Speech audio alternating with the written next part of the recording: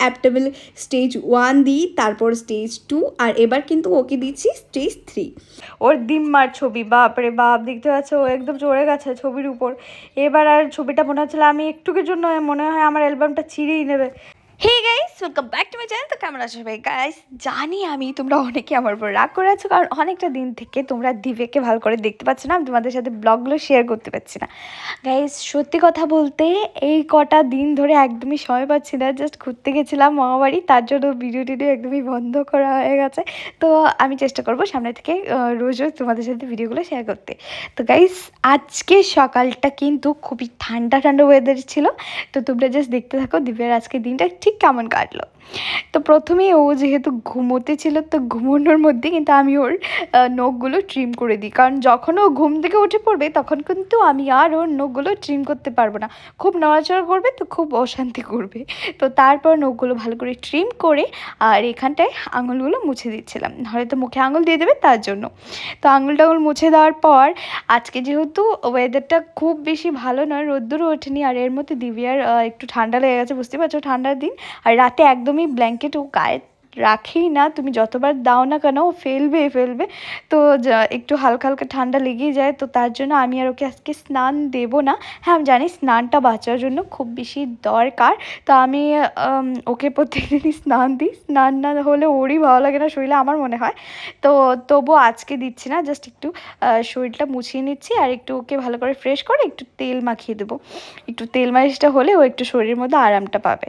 আর মাথায় হালকা একটুখানি তেল দিয়েছি, পুরো তালুর মধ্যে দিইনি, না হলে সর্দি চড়ে যাবে, কিন্তু সাইড দিয়ে একটুখানি দিয়েছি, কারণ চুলটা না হলে পুরো অগোছানো ছিল তার জন্য।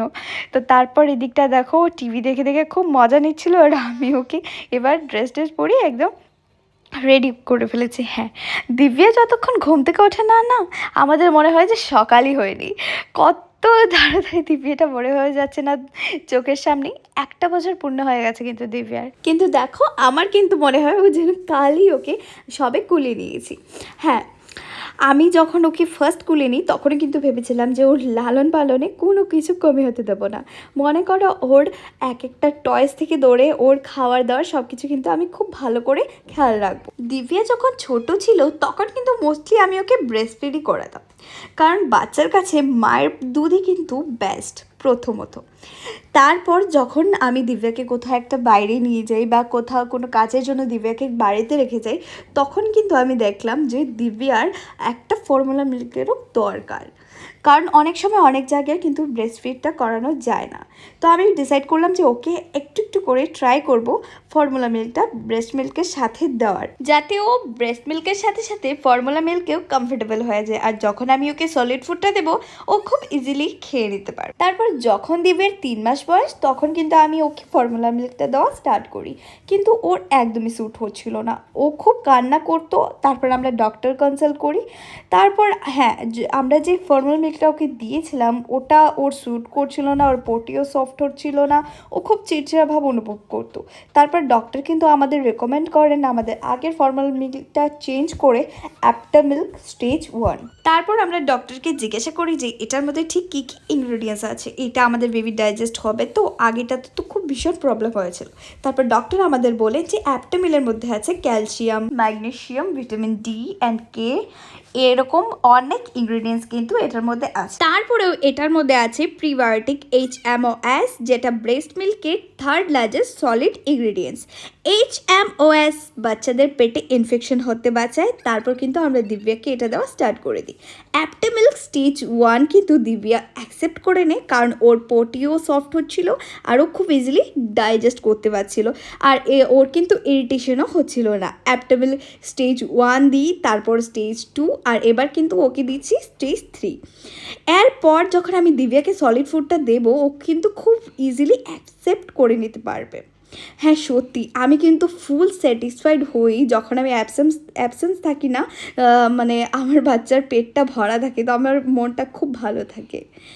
আর তোমরা কিন্তু এমন অনেকেই মারা আছো যারা নিজের বাচ্চাদের এরকমভাবে ব্রেস্ট মিল্কটা দিতে পারছো না, প্রডিউস হচ্ছে না, আর বাচ্চার গ্রোথের জন্য যতটুকু দরকার ততটুকু ওরা পাচ্ছে না। তো তোমরা কিন্তু এই ফর্মুলা মিল্কটা ট্রাই করতে পারো, অ্যাপটেমিল্ক থেকে তোমরা স্টার্ট করতে পারো, আর তোমরা দেখতে পারো যে অ্যাপটেমিল্ক দিয়ে এই ফর্মুলা মিল্কটা দিয়ে তোমাদের বাচ্চারা ঠিক কতটা রিচ করতে পারে।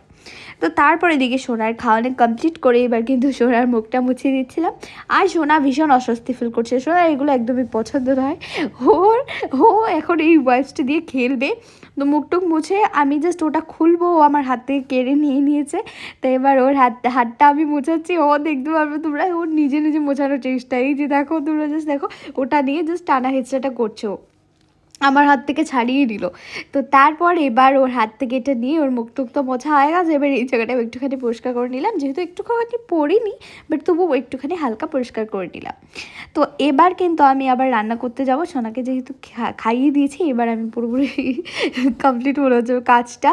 তো এবার এইসব নিয়ে চলে যাচ্ছে, আর সোনা কিন্তু এখানটায় এবার খেলবে।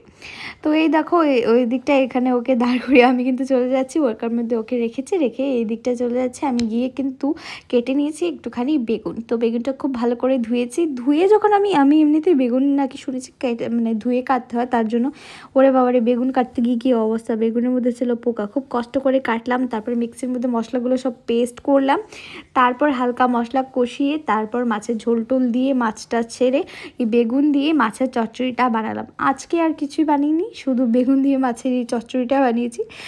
আর তারপর গিয়ে দেখো বেগুন টেগুন দেওয়া হয়ে গেছে, বুঝতে পারছো বেগুনের পিসগুলো দেখে তোমরা বুঝতে পারছো যে পোকা কীভাবে ছাড়িয়েছি আমি। তো তারপর এদিকটায় রান্নাবান্না শেষ করে কিন্তু সোনার খাবারটা বসে ফেলছি, আর এদিকটায় দেখছি যে সোনা ঠিক কী করছে।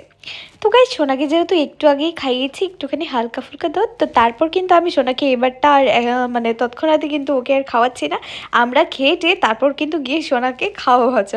হ্যাঁ, ক্লিপগুলো কিন্তু নেওয়াই হয়নি, কারণ সোনা কিন্তু এত দুষ্টুমি করছিল যে আমি ক্লিপগুলো নিতেই ভুলে গেছি। তো আমি আর বোন কিন্তু বসে পড়েছি খেতে, আর ওকে আগেই দিয়ে দিয়েছি খাবারটা। তো তারপর খেয়ে দিয়ে আমরা দুজনে মিলে দেখতে পাচ্ছ ঠিক বিকেল হয়ে গেছে। তো তারপর আমরা একটুখানি ঘুমোলাম, তারপর এই যে আমাদের দুষ্টুমি শুরু হয়ে গেল, সোনা ঘুম থেকে উঠে দুষ্টুমি শুরু করে দিল। তো মায়ের সাথে এই দিকটা খেলা করা হচ্ছিলো, আমি শুধু বলছিলাম খুব ভালো, খুব হাসছিল, ওর খুব মজা হচ্ছিল যে এই জিনিসগুলো আমি যখনই করি খুব হাসি পায় ওর। তো এই যে এদিকটা খেলা করছিলাম আমরা দুজনে মিলে, আর সত্যি মোমেন্টসগুলো জাস্ট দারুণ। সত্যি এই সময় কিন্তু আর পাওয়া যায় না, এই সময়গুলো কিন্তু সবাই তোমরা খুব ভালোভাবে এনজয় করে নিও, কারণ এই সময়টা চলে গেলে কিন্তু আবার আসে না। তো গাইস তারপর এদিকে দুজনে মিলে খুব মজা করলাম, খুব গল্প করলাম, আর তারপর আজকে কিন্তু আমাদের খুব স্পেশাল একটা জিনিস আসতে চলেছে। ঠিক কী সেটা আমি তোমাদের দেখাচ্ছি, তার আগে সোনার অবস্থাটা দেখো, আর পুরো বিছানাটা অগোছালো করে দিয়েছে সোনা। এই দিক থেকে সেই দিক এখানটায় যাচ্ছে, এই দিকটায় পড়ছে, এই দিকটায় এইসব করছে। তো করতে করতে পুরো বিছানা মানে বোঝা যাচ্ছে যে আমরা এখানে ঘুমিয়েছিলাম, পুরো বিছানা ও বোঝানো, একটা বালিশ সেই দিকটায় একটা বালিশ ওই দিকটায় পুরো। আর তারপরে দেখতে পাচ্ছি আমার মুখে টুকে লাথি টাথি দিয়ে একদম অবস্থা খারাপ। ও তো ভীষণ খেলা, খুব মজা হচ্ছিল। তারপর আমরা সব কিছু গুছিয়ে টুছিয়ে বসে পড়লাম। সোনা রেগেছে, বলো তো কী হ্যাঁ সোনা দেখতে পাচ্ছ, ও ভালো হয়েছে বলো, আজকে ওর হাতের নখগুলো ট্রিম করে দিয়েছিলাম, না হলে এই যে যেভাবে দেখতে পাচ্ছ এটার উপর এভাবে আঁচড়াচ্ছে, ও কি করছে। তো এটা হচ্ছে গিয়ে সোনার বার্থডে অ্যালবাম। তো দেখতে পাচ্ছ এখানে হ্যাপি বার্থডে দিবে লেখা আছে, তোমাদের দেখাই। তো এখানে এটা দেখার জন্য খুব এক্সাইটেড ছিলাম, কবে আসবে। তো আজকে ফাইনালি চলে আসলো, আর এবার তোমাদের দেখাচ্ছি, তোমরা দেখে নাও। আর এই দিকটায় তোমাদের কি দেখাবো গাইস, দিবি আগে থেকে এটা নিয়ে ঝাপটাঝাপটি শুরু করে দিয়েছে, আমাকে এটা একবারও খুলে ভালো করে দেখতে দিইনি, আমি খুলতেই পারছিলাম না। প্রথমত ব্যাগটা নিয়ে দুষ্টুমি করেছিল বলে আমি ভাবলাম হ্যাঁ ব্যাগটা নিয়ে একটু হাতে খেলাধুলা করবে, সেই ফাঁকে তোমাদের দেখিয়ে দেবো। এই ব্যাগটা ওর থেকে বড় হয়ে গেছে গাইস, এই সাইড থেকে ওই সাইড পাল্টাচ্ছে, হ্যাঁ যেহেতু হালকা তাই নড়াতে পারছে খুব ভালো করে। তারপর আমি খুলে ফার্স্টে এই দিকটা হ্যাপি বার্থডে দিব্যার একটা জ্যাকেট পরা ফটো দিয়ে স্টার্টিং ছিল, আর তারপর দেখতে পাচ্ছি এই ছবিগুলো তো অলরেডি ফেসবুকে ছাড়াই হয়েছে বা ইউটিউবে তোমরা দেখে দিয়েছো। তো এবার জাস্ট তোমরা দেখতে থাকো এই যে প্রত্যেকটা ছবি। হ্যাঁ, বার্থডের যে ব্লগগুলো হয়েছিল সেগুলোতে তোমরা দেখেছো ও কী পড়েছে কী না, কিন্তু অনেকগুলো ছবি আছে যেগুলো শেয়ার করা হয়নি আমার মনে হচ্ছে। তো তোমরা হালকা করে দেখে নাও, কারণ ওর পুরোপুরি ভালোভাবে কিন্তু আমি দেখাতে পারিনি গাইস, শুধু দিব্যার জন্য।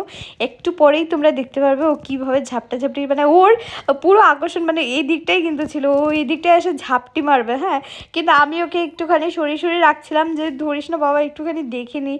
কিন্তু না, আমার জন্মদিনের অ্যালবাম আমি দেখবো, আমি ছিঁড়বো, ওটাই ওর মনে হয়তো ও এটা ধরবে। তারপর ও এদিকটায় ওর ছবি দেখে হাত ধরতে চাইছিল, তারপর আর যতগুলো ছবি আসছিলো সবগুলোই ধরতে চাইছিলো।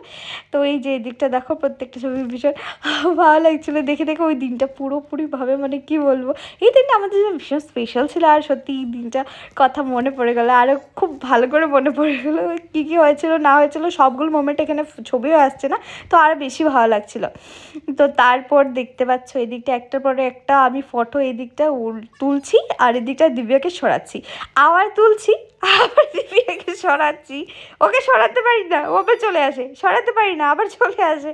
তো এই যে ঝটপট করে তোমাদের একটা একটা করে সবগুলো ছবি দেখানোর চেষ্টা করলাম, জানি না তোমরা ভালো করে দেখতে পাচ্ছ কি না, বাট তবু আমি চেষ্টা করেছি গাইজ। তো তারপর দেখতে পাচ্ছ এদিকটা সবার ছবি খুব ভালো এসছে। আর তারপর কিন্তু ও চলে এলো ওর দিম্মার ছবি, বাপরে বাপ, দেখতে পাচ্ছ ও একদম চড়ে গেছে ছবির উপর।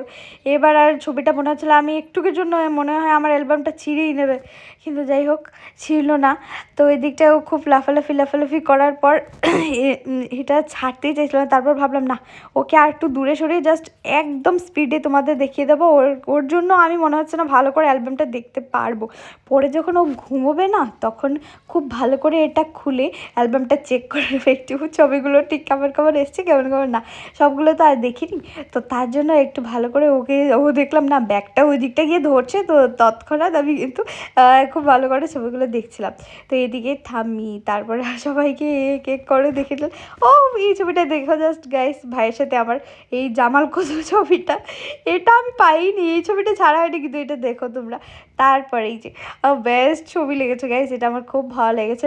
বলতে হয় যে বলতে নেই যে মায়েদের ওদের বাচ্চাদের সুন্দর একদমই বলতে নেই, আমি সুন্দর বলছি না, বাট আমার ছবিটা ভীষণ ভালো লেগেছে, ছবিটা যেভাবে তুলেছে সেটা ভালো লেগেছে, সেটা বলছি, ঠিক আছে। তারপর এই দেখো এদিকটায় সব ছবি, আর এই যে লাস্টের সাইডগুলোতে পুরো আমার ছবি দিয়ে ভরিয়ে দিয়েছে, সেগুলো দেখাচ্ছি না তোমাদের, বেশি করে খুব লজ্জা লাগছে। তারপর লাস্টে দিব্যার বার্থডে কেকটা দিয়ে কিন্তু আজকে ভিডিওটা আমি এখানে ফিনিশ করছি, তোমাদের সাথে অ্যালবামটা শেয়ার করলাম, ঠিক কেমন লাগলো কমেন্ট করে জানি। Tata guys, love you.